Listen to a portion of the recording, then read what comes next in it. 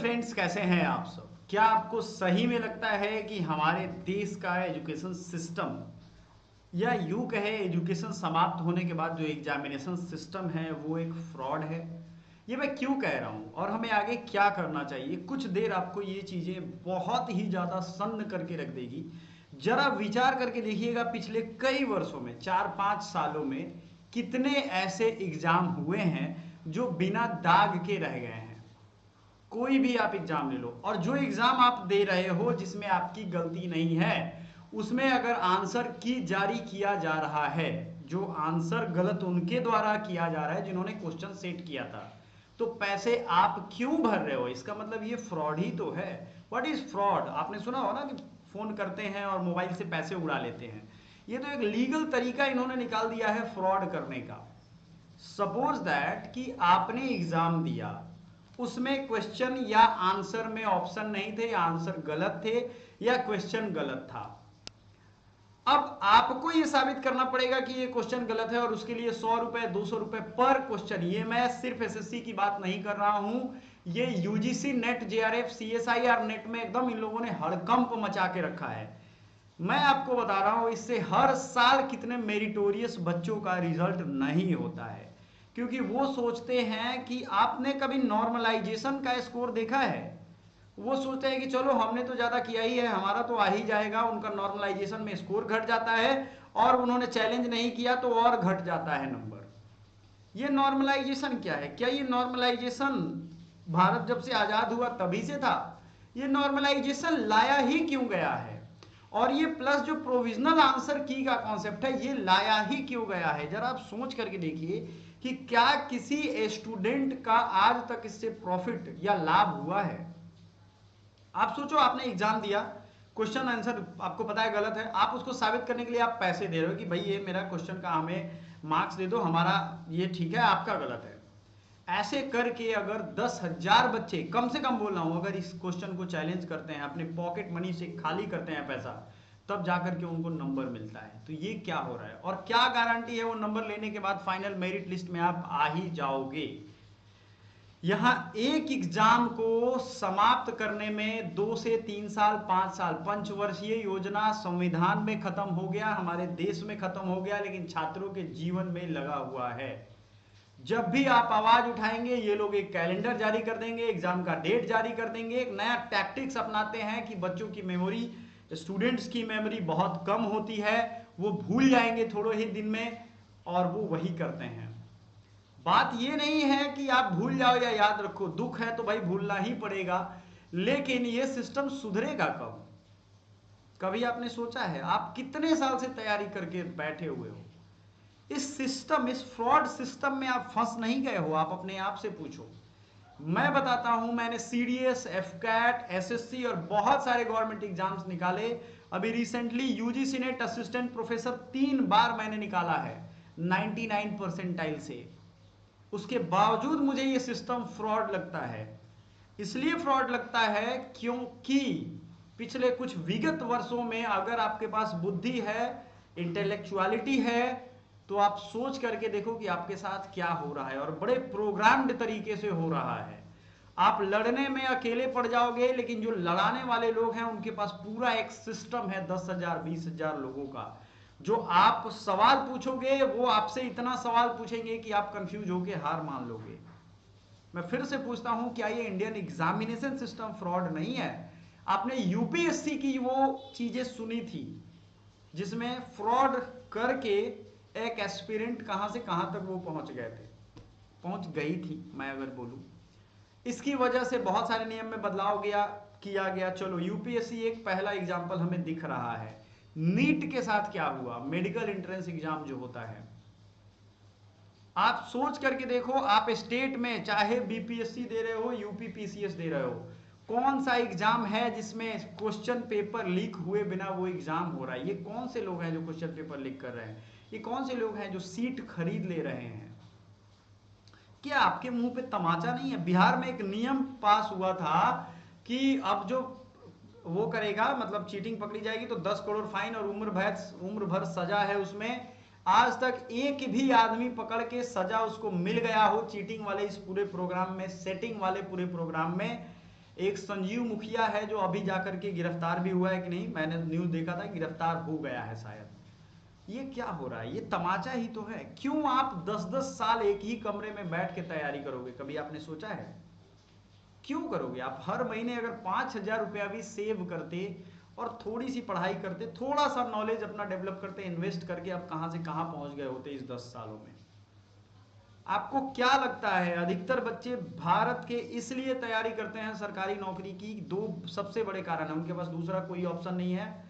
और जब बहुत गरीबी रहती है ना, तो वो सोचते हैं सरकारी नौकरी हो जाएगी तो कुछ ऊपरी कमीनी हो जाएगी, ऊपरी कमाई हो जाएगी, यानी करप्शन। और दूसरा उनका ये रहता है कि एक फिक्स जॉब हमारी हो जाएगी।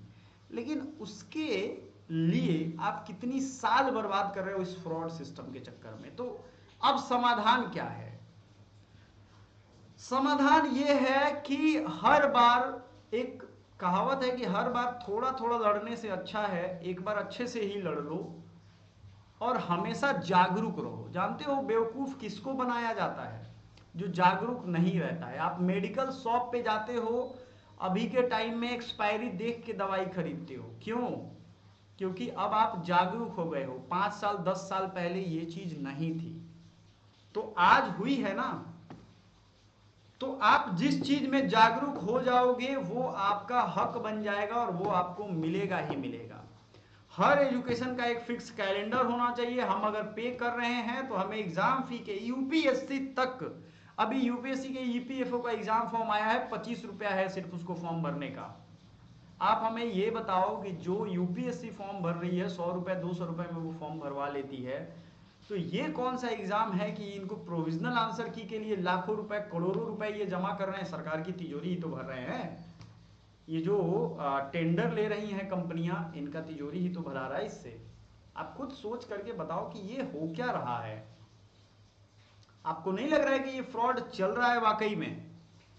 इसके लिए आपको सोचने की जरूरत है। और जो आदमी जहां है, मैं ये नहीं कहूंगा कि मैदान में उतर जाओ, झंडा लेके देश सरकार के खिलाफ पागल हो जाओ, ये बेवकूफी भरी बातें मैं नहीं कहूंगा सबको।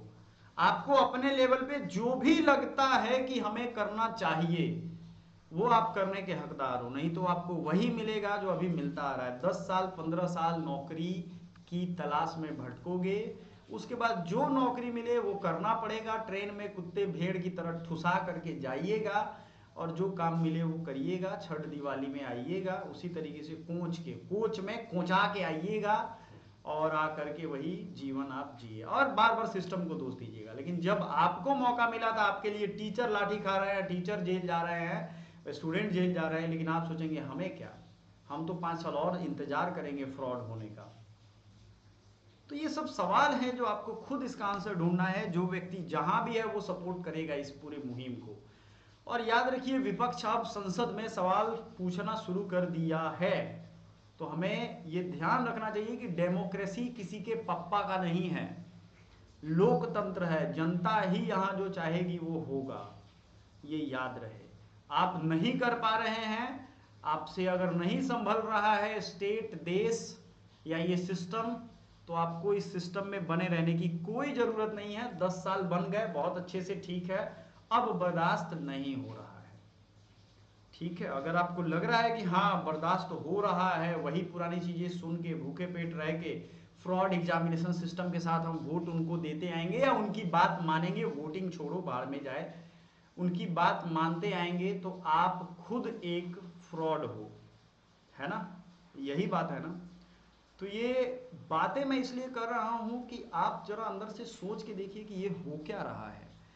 मैं यूजीसी नेट का एग्जांपल दिया था, यहां तो हद लेवल का स्कैम चल रहा है। क्यों हम पैसा दें भाई?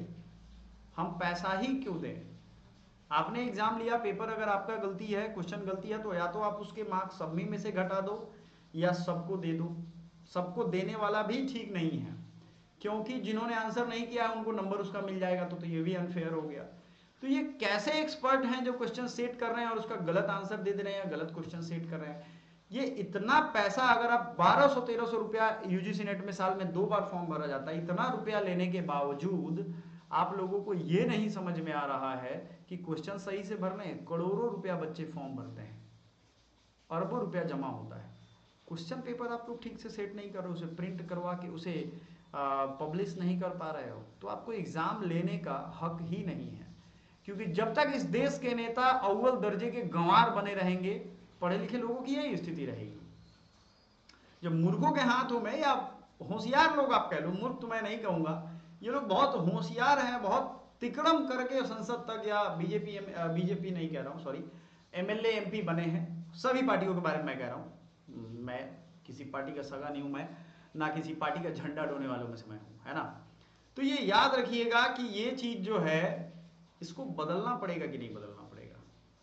कोई भी नेता नहीं चाहता है कि बढ़िया दिमाग वाले लोग उसके देश में हो, क्योंकि वो होंगे तो इनको रिप्लेस कर देंगे, वो पोलिंग बूथ पे जाएंगे नहीं वोट देने, है ना। एक आईआईएम ग्रेजुएट था, उन्होंने एक बहुत अच्छा आर्टिकल लिखा था द हिंदू में, कहा कि कोई भी बढ़िया लीडर चाहता ही नहीं है। आपने बीएचयू का एग्जाम्पल देखा होगा, वहां यूनिवर्सिटी जो है आपका, उसमें वाइस चांसलर नहीं थे तो अभी चुने गए हैं, उन पे भी बड़े आरोप लग रहे हैं, आईआईटी के डायरेक्टर हुआ करते थे।